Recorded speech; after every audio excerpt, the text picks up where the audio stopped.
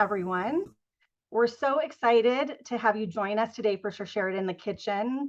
Tahini two ways, savory and sweet recipes with your favorite sesame condiment with Amy Kritzer Becker. I'm Jessica Jablon. I'm the California Regional Director at Sharsheret. For those of you who don't know about Sharsheret, we help women and families facing breast and ovarian cancer, as well as those who are at elevated genetic risk through free, confidential, and personalized support and resources. We also provide health education throughout the country.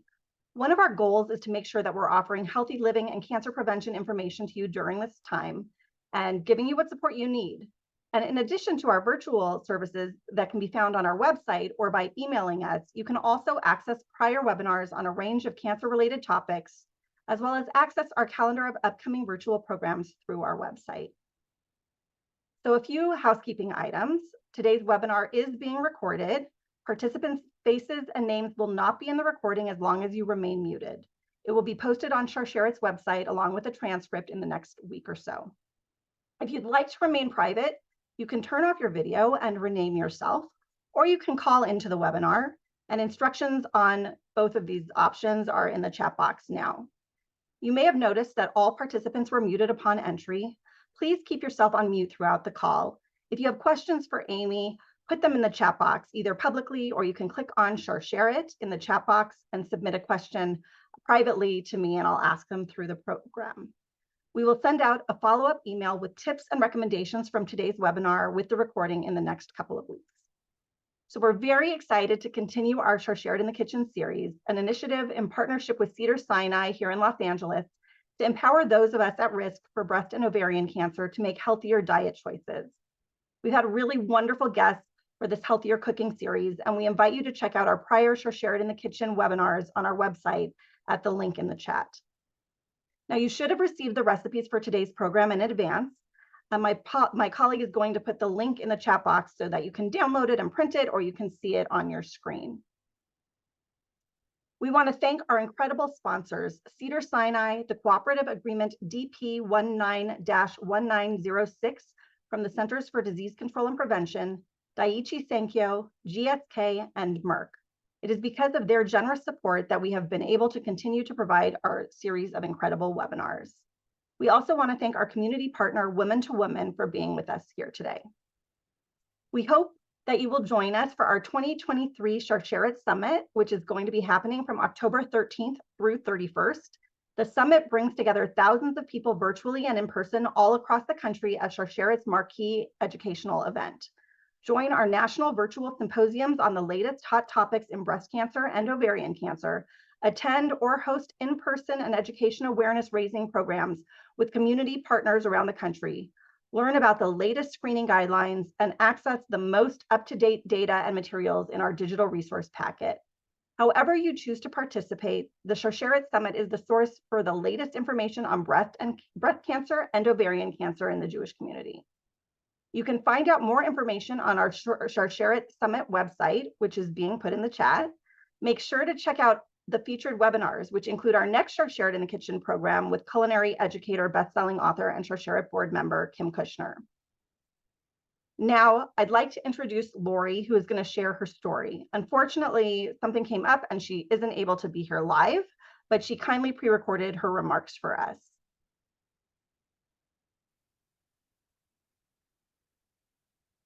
Hi, thank you for having me here today. My journey actually started with the knowledge of a BRCA2 mutation in our family on my maternal side of the family. We had several people who we knew carried that mutation. In October of 2011, my younger sister was diagnosed with early stage breast cancer, discovered as the result of her annual mammogram. And due to our known history with the BRCA2 mutation, she underwent genetic testing before deciding on a course of treatment. When her test results came back, she learned that she did not carry the family's BRCA2 mutation, but instead was told she had a mutation on the BRCA1 gene. This was completely unexpected, and now we know we had both in our family, 1 and 2. As her sister, I knew I had a 50-50 chance of carrying the same BRCA1 mutation and chose to get tested. The test showed that I too carried the same BRCA1 mutation. And since we were aware that my maternal family carried the BRCA2 mutation, it reasoned that this BRCA1 mutation was passed on by my father. I notified my paternal cousins, suggesting that they get tested, and I was met with a lot of denial and disbelief that this could not be. And yet, two of my uncles and my grandfather on the paternal side had all been diagnosed with prostate cancer, which we know is how a mutation can appear in men. My father was tested just as a favor to my cousins to confirm that, yes, this came from his side of the family. And indeed it did. Right.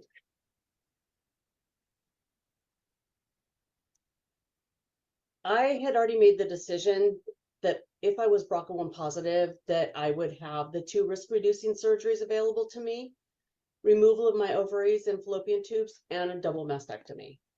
I also had a hysterectomy since I was beyond my childbearing years.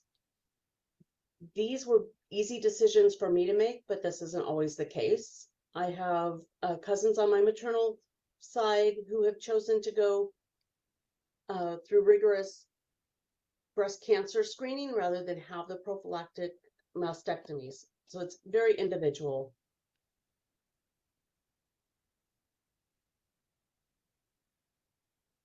I've been very fortunate in that so far I have not received a cancer diagnosis. This was not the case for my sister or my cousin who was diagnosed with stage 3 breast cancer prior to choosing to be tested. And although the decision was easy for me, the experience was not, although I would still make the same surgical decisions today. For me, genetic testing was a gift.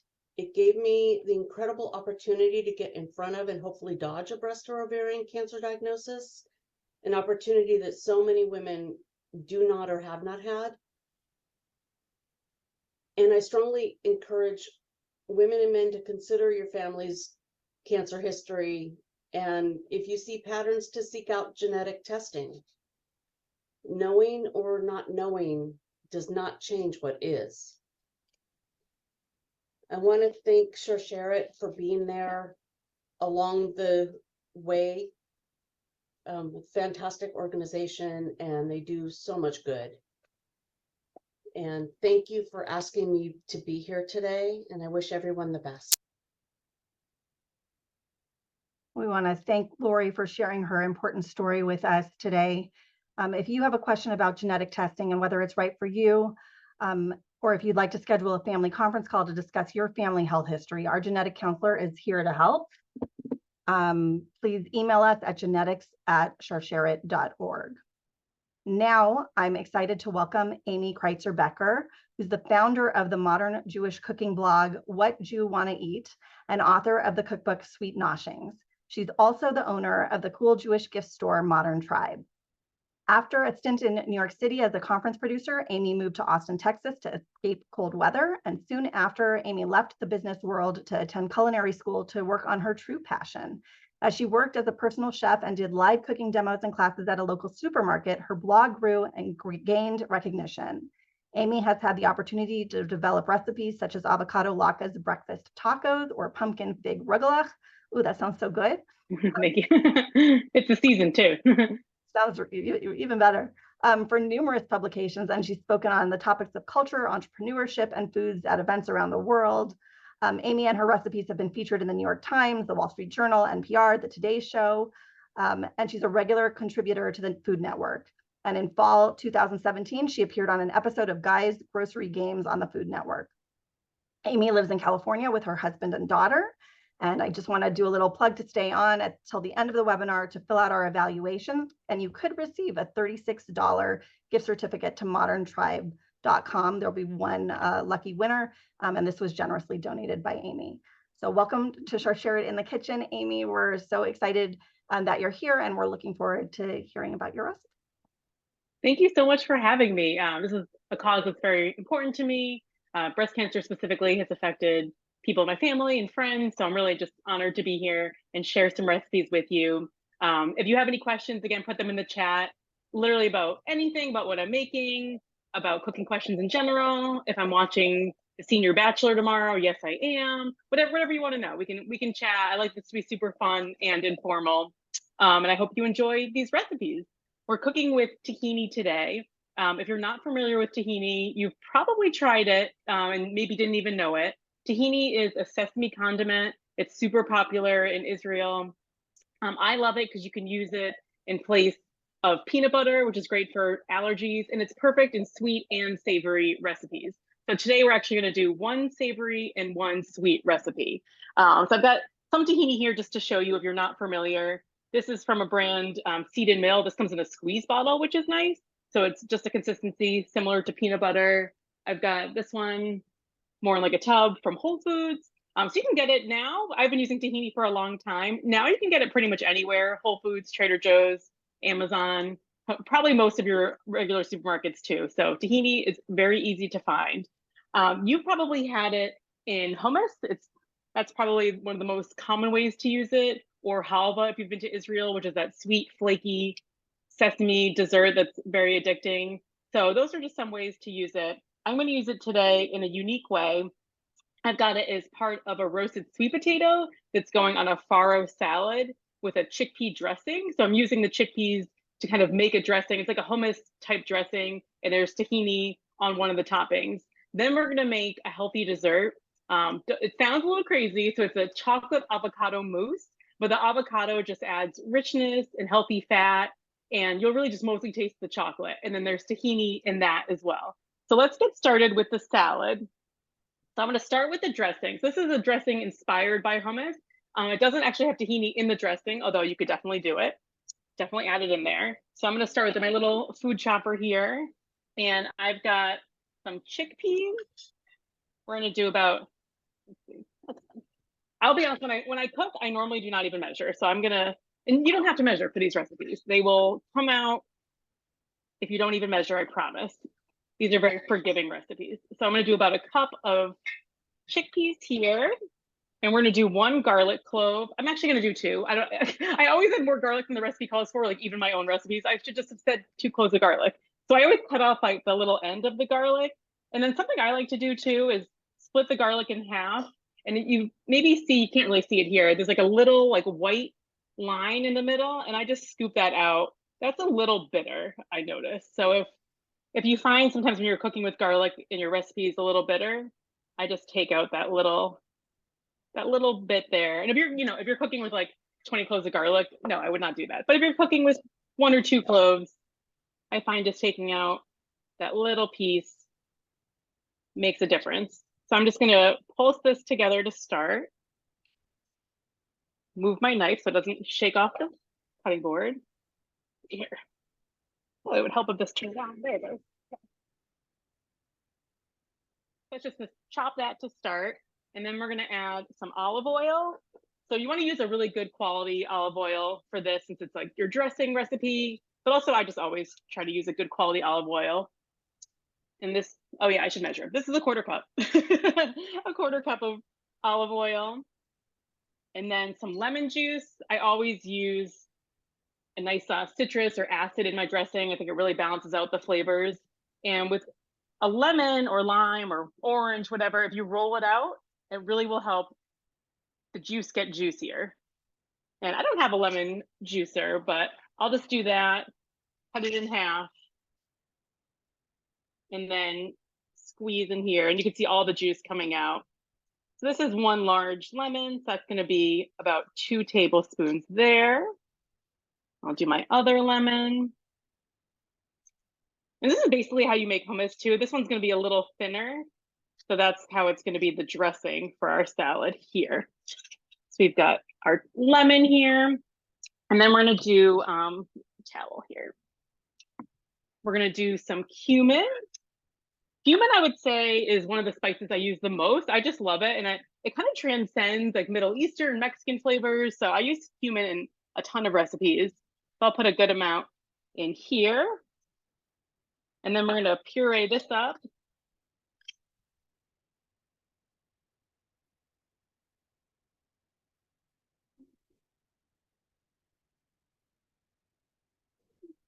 I don't know if you can hear me over the food processor. All right, so that's coming together, and I'm gonna add in a little cold water, and the cold water helps it come together and like puree better than warm water. I'm just gonna add a little of that here. And you really can just add as much cold water until you've got a dressing consistency. Let's start with a little here. And this is basically how you make hummus too, except with the tahini, of course.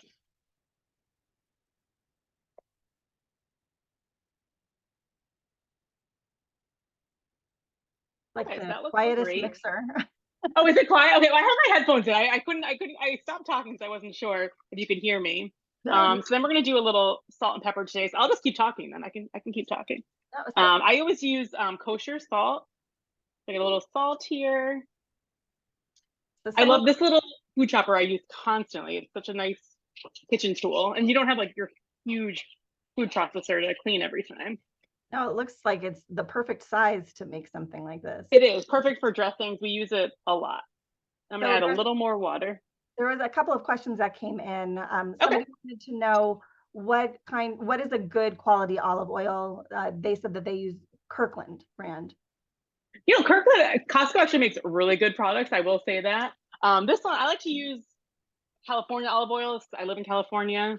So this one is the California Olive Ranch, but really just like the nicest one that you can afford, especially if you're using it for a salad dressing where you can really taste the olive oil. And honestly, just the same with wine, just try it. If you like the taste of it, then that's good. That's good enough. And someone else was asking about using canned chickpeas. Yeah. Should they be peeled, and like should you get the skins off of them? I did not. You could do that, but I don't think you need it for this recipe. Or I've done that before, peeled them for hummus, and I think it makes a little bit of a difference. I've also, when you're cooking chickpeas, add a little baking soda in there and cook it a little longer. That really helps like break it down more if you're looking for a really, really super smooth hummus. That I think works better than peeling them, and it's less time consuming too. But I did not do that, and these are canned chickpeas today. I have a 10-month-old daughter, so I was not cooking chickpeas all day. Although it doesn't take that much time, but time is better spent doing other things. So I'm just gonna finish pouring our dressing. Okay, and then if you want to like just like kind of coat the back of a spoon here, it could be as thick or as thin as you like, and I'm just gonna taste it and make sure it has enough salt and pepper. And it does. It has enough lemon. That's really good. I'm gonna put that aside for now here. With any other questions on that? So that's our dressing. It's a little thinner than hummus. Here, I'll show you again, I guess. Let's see. And we're gonna mix that in at the end. So it kind of just coats the back there. Oops. Making a mess here. Okay, so then we'll work on our sweet potatoes. So salads definitely can get a reputation for being boring. So I like my salads to always have a lot of color and texture and flavors. So this recipe is gonna have some orange sweet potatoes, red tomatoes. It has yellow from the egg yolk. It's got lots of different ingredients and flavors and textures. We've got some almonds there as well. So these sweet potatoes are gonna be coated in a tahini mixture, which gives it a really like nutty, crunchy kind of flavor that's really unique and good. So I'm gonna start by mixing up the ingredients that are gonna marinate the sweet potatoes. So we've got 2 tablespoons of tahini paste. Again, I'm not gonna measure this, but this is 2 tablespoons. This squeezable tahini is really nice. If you wanna kind of see the texture of the tahini, again, it's like a little, like kind of a peanut butter, maybe a little thinner than peanut butter there. And then we've got 2 tablespoons of olive oil. Maybe a little more. And again, we've got some cumin. So 1.5 teaspoons of cumin. And then salt in this one. And this I've got some red chili pepper flakes in. If you can use black pepper if you don't like things too spicy. But I like a little heat. And I'm gonna mix that up.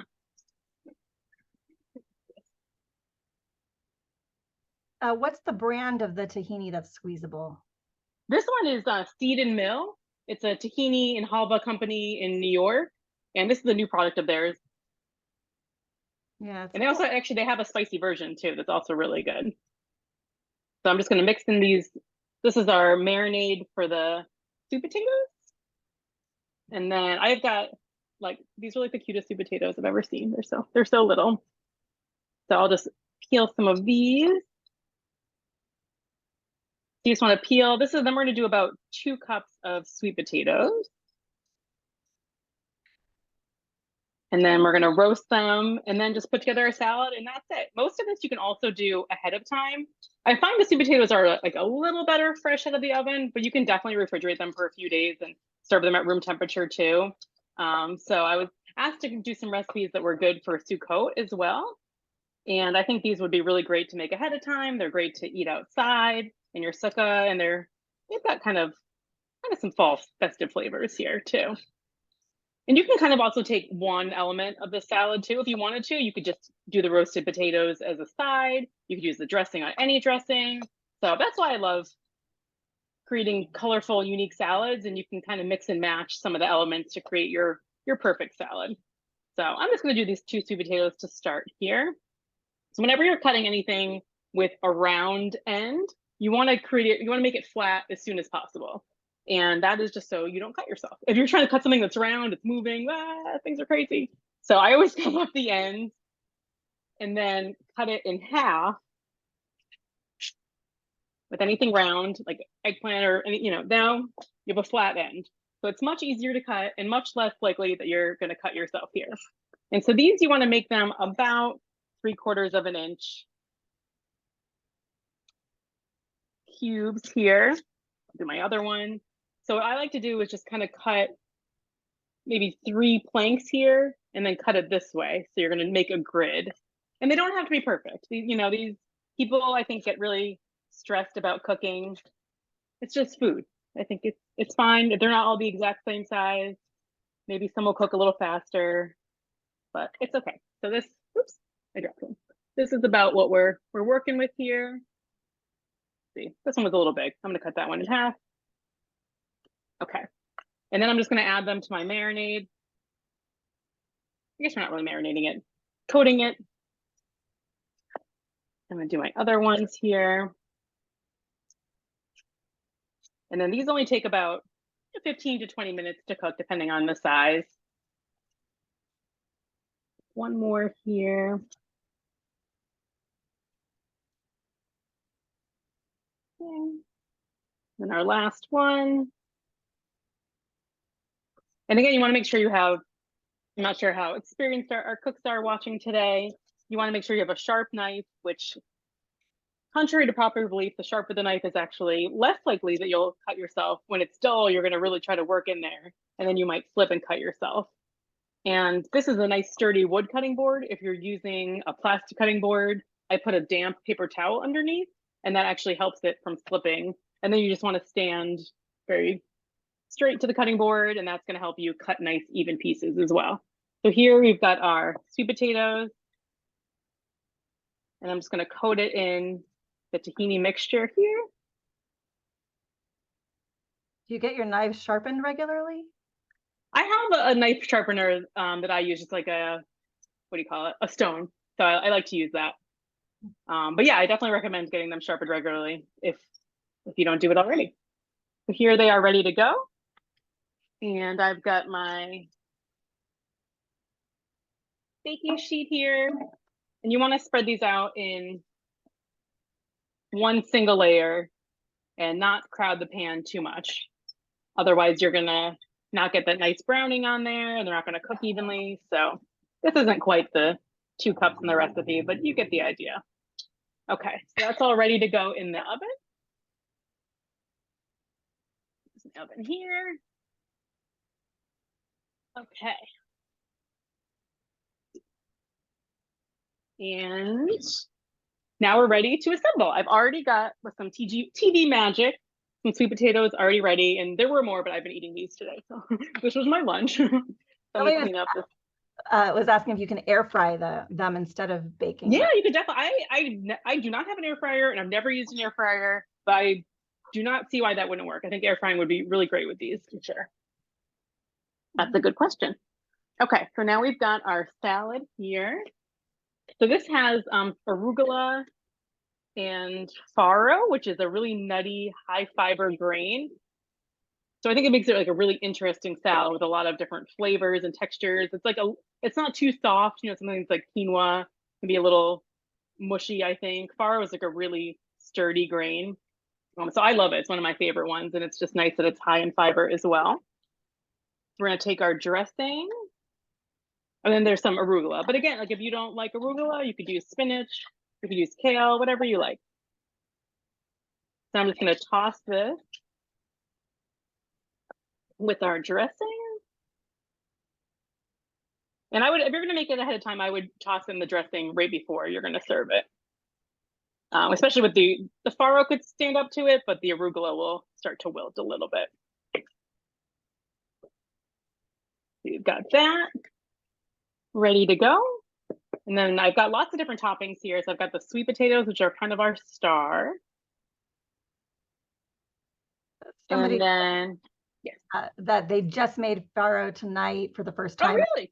And she wanted to know, how do we know when it's ready? Should it be rice-like? Yeah, I mean, I would just taste it. You want it to be like kind of tender, al dente. But it takes about 30 minutes to cook. But if it's too hard, it definitely needs more, but you don't want to let it get mushy. So it should be a little al dente. Again, yeah, I guess like rice. And then I've got some extra chickpeas on top too. Kind of drive home that chickpea flavor. And you can toast these too if you want even more texture. You can either just put them in the oven on another level while you're cooking your sweet potatoes, or do it in a pan. I think that would be a really fun element too. I also added here, I wanted to do an avocado. I've got avocado in both recipes today. If you want to pick an avocado, you want it to be, soft but not mushy. If you peel off the little end piece here, it should be green underneath. That's how you know it's ripe underneath as well. So I'm going to do this one into slices. So you want it to be a little on the firmer side for slices, if you're going to do like this fancy avocado roses or something like that. So I'm going to cut it in half the long way. Oh, that's a pretty perfect avocado. And then how I do it is just cut these in half with this. Oh, I'm not gonna use that half. This one is perfect. And I peel off the skin. That is that one got a little messy. avocado. Yes. Let me try my other half. That one was messy for me. Let's see. I got the head out here. Let's try this again. So I'm going to cut it in half the long way, and then peel off the skin. That side peeled off better. It's weird. The other side had like an extra little end piece in it. It was, I don't know, very strange. Anyway, here's our avocado. And then I'm just going to cut it into slices here. And there's our nice avocado fan. I'll bring back my salad. Put that there on top. And we've got also some cherry tomatoes that are just sliced in half. And I like to use a serrated knife to cut tomatoes. I think it makes it easier to slice. And then I did soft boiled eggs. So I did these for 7 minutes. Just boiled some water, put them in there for 7 minutes, then put them in an ice bath. So I will cut these in half. I didn't see how they did. Let's see. Oh yeah, these are exactly how I wanted them. Just like a little jammy in the middle. And then I've also got some crunchy toasted almonds. Now I think we've got all our elements here. Did I miss anything? So if you want to do a few more red pepper flakes, you could do that too. So we've got almonds. We've got our eggs here. And that's it. Our salad is ready to go. I always like to add color whenever I can, especially not Middle Eastern food as much, but Ashkenazi Jewish food. I'm very Ashkenazi, tends to be brown. Like the best food's brown. Brisket is brown, rugula, brown, mandelbread, chopped liver, challah. But I mean, it's the best food. So I try to add in a little color if I can. So here is our salad. Amazing. Thank you. And I'm going to clean this up a little bit, and then we'll move on to dessert. So somebody was asking about protein. Is this enough protein for a main dish? And I would say there were a lot of elements of protein in there. But, obviously, if you are concerned about a certain amount of protein, you'd probably want to consult with a dietitian or your doctor and make sure you're getting the nutrition that you need. Yeah, definitely. I think it's a really great dish that you could add chicken or fish to. Like a piece of salmon would go really well with that if you wanted more protein. There definitely is protein between the egg and the chickpeas, but you can absolutely add more, and I think that would work great. So now we're going to move on to our avocado mousse here. Let's see. I haven't done a demo in this kitchen before. It's always like figuring new things out. So here we are. And I've got all my ingredients here ready to go. As long as I don't drop this. Okay. Oh, it's dessert time. Oh, look at that. Yeah. Yeah, when I went to culinary school, they taught us to be very organized. So I have my sheet pan with all my ingredients on here. Let's see, get this off the date syrup. And so this is also a great dessert that you can make ahead of time. Doesn't take too long to make. Let's see. I'm gonna try to do this one in the food processor. I was gonna do the food chopper thing, but I'm not sure if it'll fit. That's always a risk with the little food chopper. Sometimes I overflow things and I have to like do 2 batches of it, but I'm just so committed to the food chopper. So I'm gonna do the food processor for this. Okay. Okay. So the recipe calls for 2 large avocados. I kind of got more medium-sized ones. Again, you really don't have to have an exact measurement. This will work no matter what you do. And these ones should be like pretty soft because we want it to be pureed in there.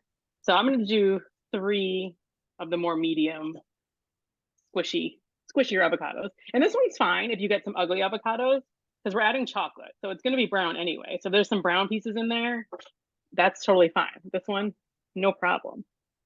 I'm gonna do 3 avocados for this one.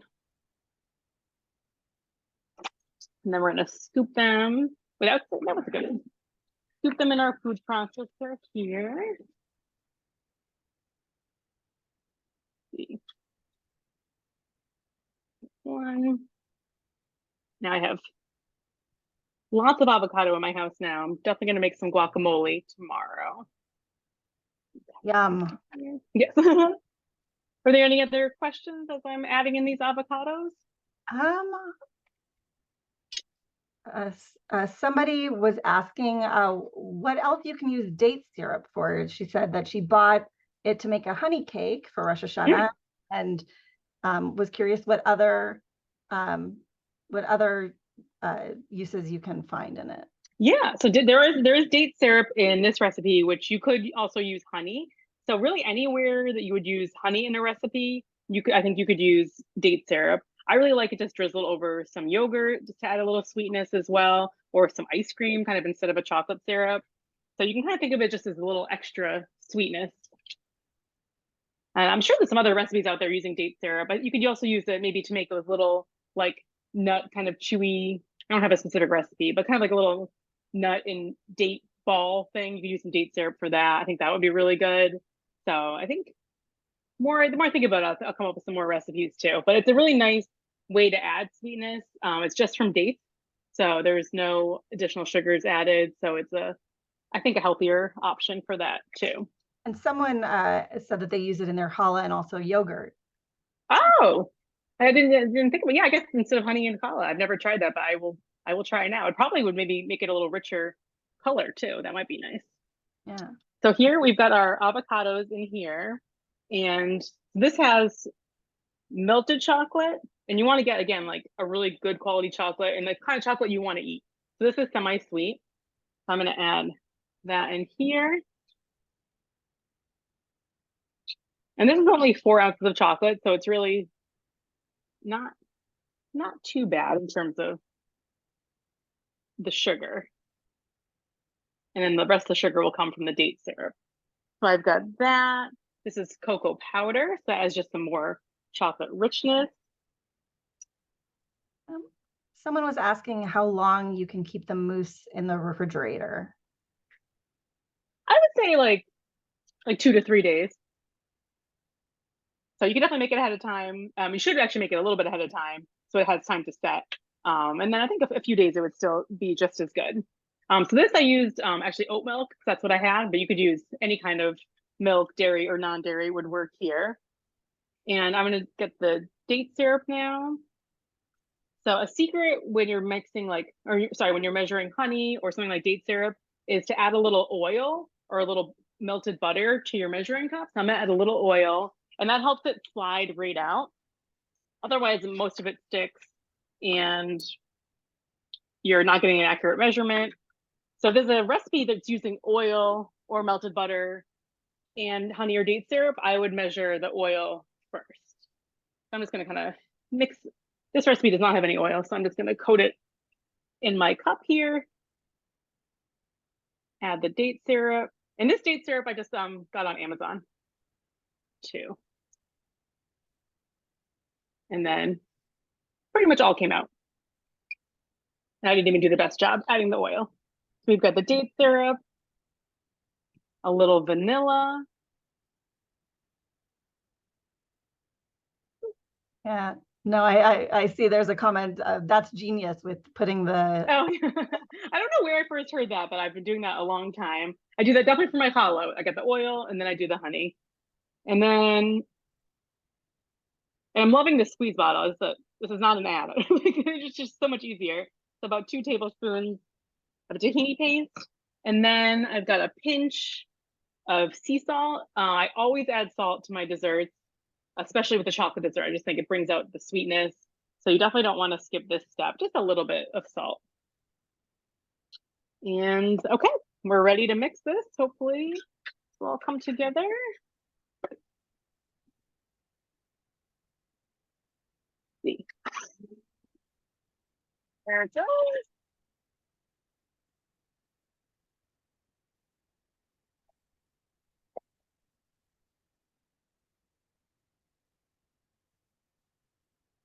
Okay. There.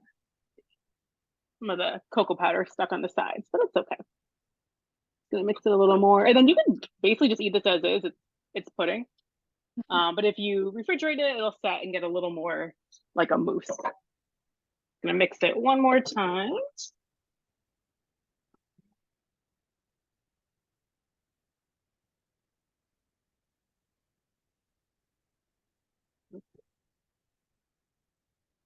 That was super easy. I don't think that would have fit in the mini chopper, so I'm glad I did it in this one. So it looks just like a chocolate pudding. And I'm gonna move this out of the way. And then this makes, I'll say it makes 4 servings, but like if you made 2 servings, I wouldn't judge you. You could definitely divide this between 2 people. So I've got these cute little ramekin bowls. And we're topping this with whipped cream too. So you don't need to fill it up to the top. And then you'll add the whipped cream just right before serving. So I'll show you how I do the whipped cream next. Oh. And someone was asking about if there are any tricks for getting the avocados to ripen faster. I haven't tried this exactly. I've heard if you put it in a brown bag that they ripen faster. I've done that with bananas and that does work. And I think it works for avocados too. So just take like a brown paper bag and put it in there and it should, I think something with the oxidation that helps it ripen a little faster. The opposite, this is what I do instead, is once the avocado does get ripe, I put it in the refrigerator and then it kind of stays at that current ripeness for a few more days. So that's what I did with these, because I was like, oh, I gotta have perfect avocados for the class.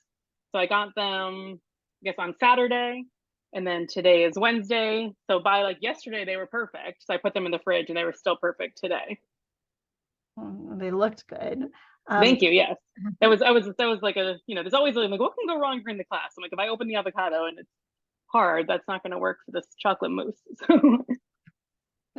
Someone wanted to know if the recipe can be doubled and still come out as good. Yeah, I think you could definitely double it. Again, this is a recipe you really don't even have to measure.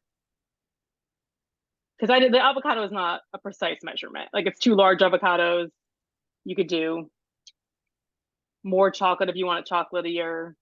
You could definitely double it. So no problem. So here we've got our chocolate mousse. So at this point, I would refrigerate them, but we're just gonna eat them. But first, we're going to make the whipped cream. So I'm going to put these aside. Yeah. Okay, now I'm going to get out my cream. So when you're making whipped cream, you definitely need heavy whipping cream. I'm sure there are some recipes out there for lighter, maybe more vegan whipped creams, but I don't know them. So I'm going to use cream, and I always want to keep this cold until you're ready to use it. And I also chill the bowl. A cold bowl helps the cream set faster. So I'm going to pour all the cream in here. So if you've never made whipped cream before, it's super easy. I think it really makes a difference versus store-bought. I'll get my trusty little hand mixer here. Michael, it does splatter a little bit. Usually I do it in the sink. It splatters around the sink a little bit too. That's kind of a trick too. So we'll get this going. This might take a few minutes too.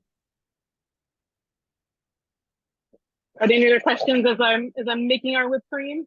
Well, there's a conversation going on in the chat about the love of not needing to precisely measure versus people who are so used to measuring exactly. I mean, definitely for some desserts, you need to measure for sure. This one is not one that you do. But usually when I'm cooking for my family, not for my blog, I don't measure anything. I think, you know, a lot of people, especially like a salad, I'm like, does it have to be exactly half a cup of chickpeas? If it's a quarter cup or 3/4 of a cup, it'll still work. So, and then with, you know, when you're cooking recipes, you can taste them and just see how they taste and adjust the ingredients. So that's how I like to cook. I think it's less stressful. I know some people like to measure, and that's less stressful for them too. So yeah, you got to do what works for you, right? Exactly. I think I wish I had some of this ready, but this might take a few minutes. So it's okay. We'll get there. I think it's fun, you know, having done a number of these Sharsheret in the Kitchen programs now, to learn about like the flexibility that there really is in cooking, you know, or that can be. Yeah, I think so. I think, you know, again, people get nervous cooking. I think it's one of the main questions I get. They're worried about substituting ingredients. You know, like today, someone messaged me that they don't like cilantro. What should they do? I'm like, don't use the cilantro. You could use parsley or just no cilantro, and it'll maybe chive depending on the recipe. Use whatever herb you like. We get that. We definitely have that cilantro discussion. Yeah. Anytime cilantro is mentioned, we get to. Yeah, well, there is a genetic disposition that some people are like allergic to cilantro where it doesn't taste good. So I understand the hate for cilantro. I think I actually used to have it, and then at one point it went away because now I love cilantro. So anyway, our whipped cream is getting thicker now. You'll see at one point you'll be like, is this working? And then you'll notice it's getting thicker. And then all you do is add a little bit of powdered sugar. If you want, you could even leave the powdered sugar out. And I'm going to add a little bit of cardamom too. So if you've never had cardamom, it's like a spice in like a chai tea. It's really fragrant. It's very expensive, I will say that, but a little bit goes a long way. And I'll use that anywhere that maybe I would use cinnamon too. Like I put some in my oatmeal this morning. You can put some in your fruit crisp this fall. So it's a really versatile ingredient, and I like to have it in my kitchen. Again, one of my favorite spices besides cumin that I use all the time. So we're getting there. Once this gets to soft peaks, which is where just a little mountain starts to develop, then we can add the powdered sugar and the cardamom. And then we're ready to have our dessert. Amazing.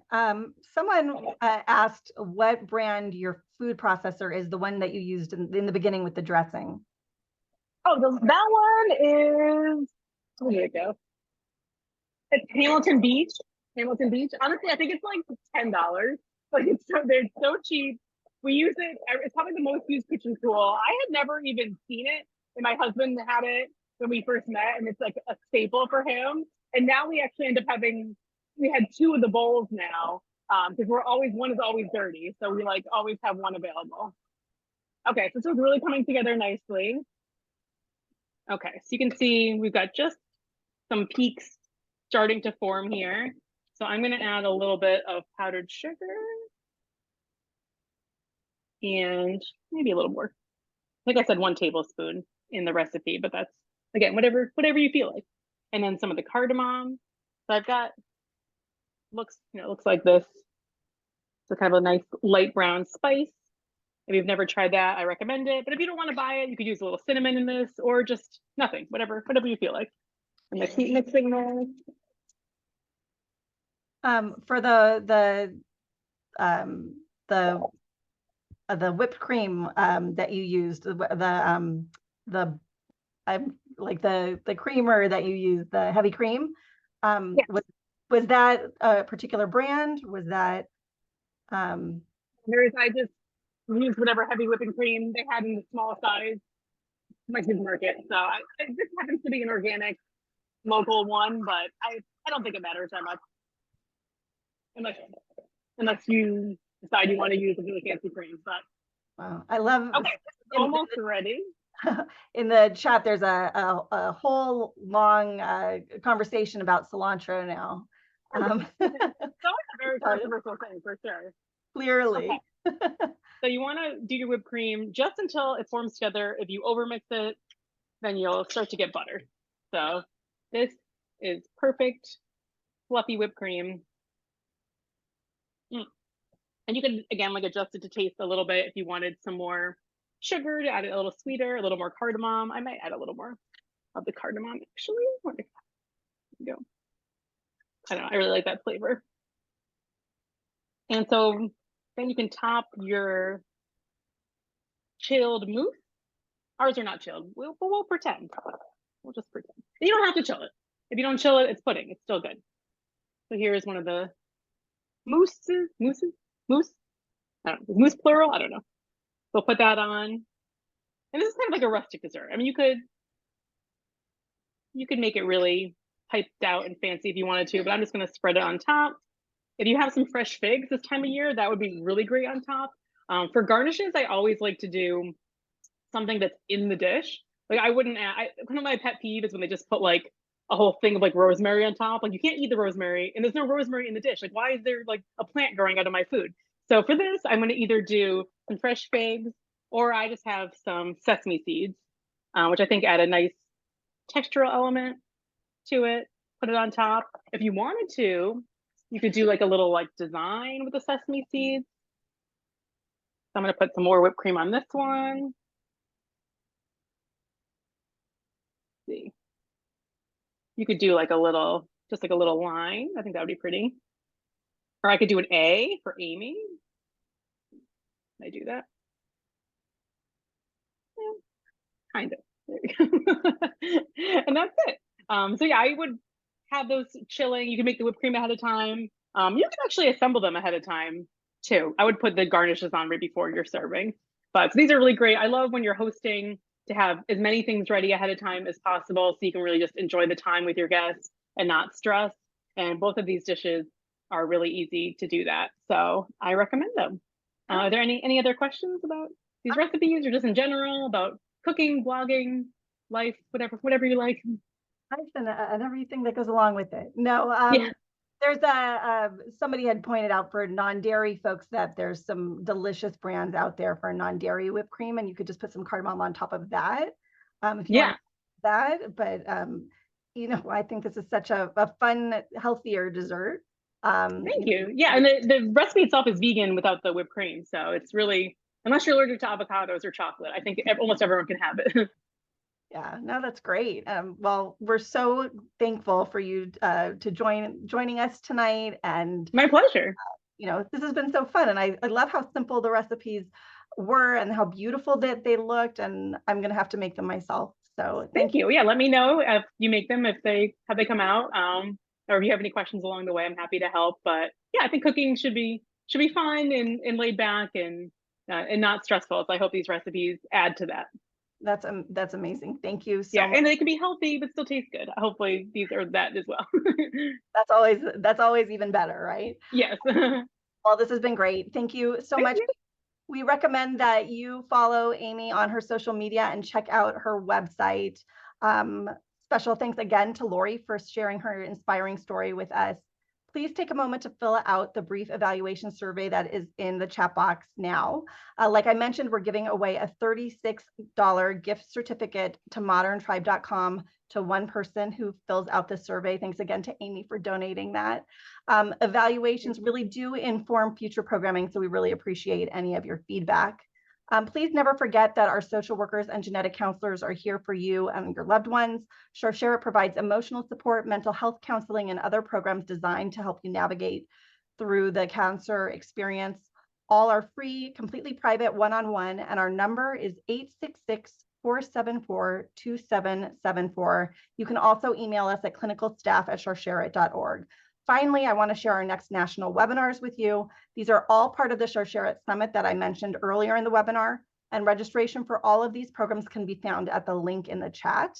The first one is Facing Anxiety on Monday, October 16th at 8 p.m. Eastern, 5 p.m. Pacific. Then there's Pre-Implantation Genetic Testing. How might the new fertility-related technology support you and your family?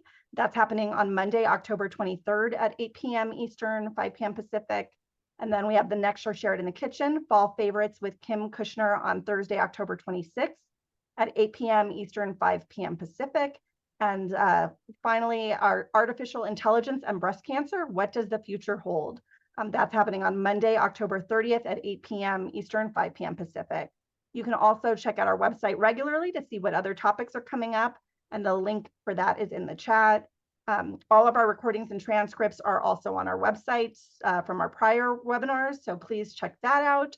And from all of us at Sharsheret, thank you for joining us tonight, and we will see you at our next webinar. Good night.